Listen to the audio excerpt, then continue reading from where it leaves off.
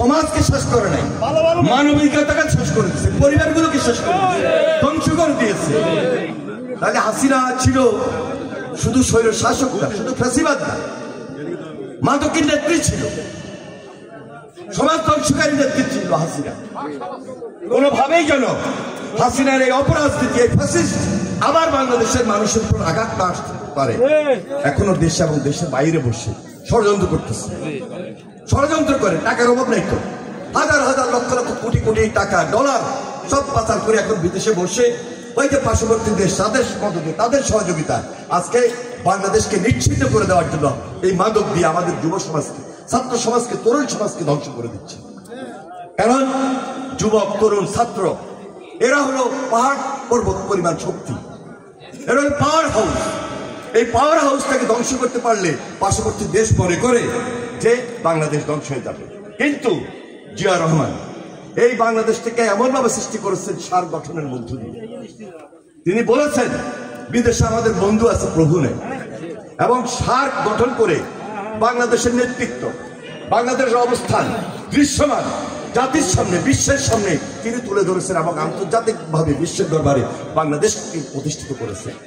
আজকে এই বাংলাদেশের যে মানুষ, তা আমাদের বড় অবলম্বন, বড় সম্বল। এই মানুষকে কাজে লাগিয়ে ভবিষ্যতে তারেক রহমান কিভাবে বিদেশে আমাদের ভাবমূর্তিকে উজ্জ্বল করবেন, সেই জন্য তারেক রহমান নির্বাচনের আগে পরিকল্পনা করতেছে। 180 দিনের ভিতরে কিভাবে 1-2 কোটি চাকরি দেওয়া যায়, কর্মসংস্থানের ব্যবস্থা করা যায়, তার বক্তব্য প্রতিটা পড়বেন, দেখবেন, নিশ্চয়ই আপনারা দেখতেছেন।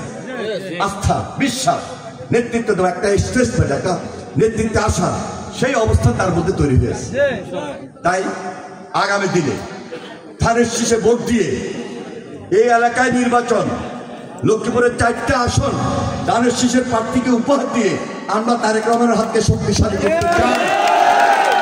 এই জন্য এখন থেকে ঘরে ঘরে ঘরে ঘরে দাওয়াত দিবেন, খালেদা জিয়ার সালাম নিন, খালেদা জিয়ার সালাম নিন, তারেক রহমানের সালাম নিন, স্বাধীনতার ঘোষক জিয়া, লাও লাও লাও সালাম, খায়ের ভুইয়ার সালাম নিন, সাবু সাহেবের সালাম নিন, ধানের শীষে ভোট দিন, তারেক রহমানের সালাম নিন।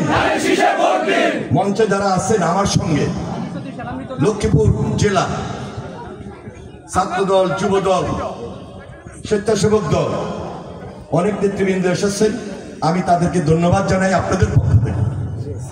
এবং আমার সঙ্গে এখানে যারা এই থানা, এই পৌরসভা এবং এই ইউনিয়নের আপনারা সহ যারা আজকে এখানে অংশগ্রহণ করেছেন, লক্ষ্মীপুর জেলা বিএনপির পক্ষ থেকে তথা আমাদের ভারপ্রাপ্ত চেয়ারম্যান জনাব তারেক রহমান এবং আমাদের নেত্রী বিএনপির চেয়ারপারসন দেশের নেত্রী বেগম খালেদা জিয়ার পক্ষ থেকে সংগ্রামী সালাম এবং অভিনন্দন জানিয়ে আমি আমার বক্তব্য শেষ করছি। খোদা হাফেজ, বাংলাদেশ জিন্দাবাদ।